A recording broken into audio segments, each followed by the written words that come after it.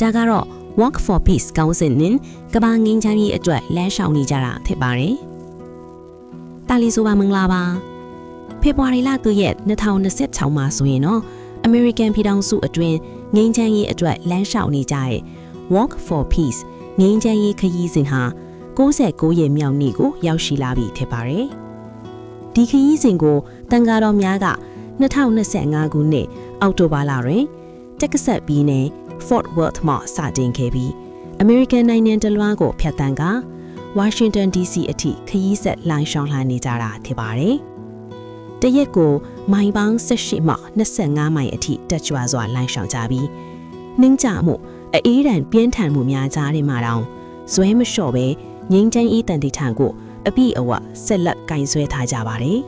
။လမ်းတစ်လျှောက်တွင်လည်းလူထုထောင်တောင်းကြီးကလမ်းဘေးမှာစောင့်ကြည့်၍မြစ်တာလေးစားမှုများဖြင့်အထူးထူးလမ်းလျှောက်လိုက်ပါဝင်ကြတာကိုတွေ့မြင်ရပါတယ်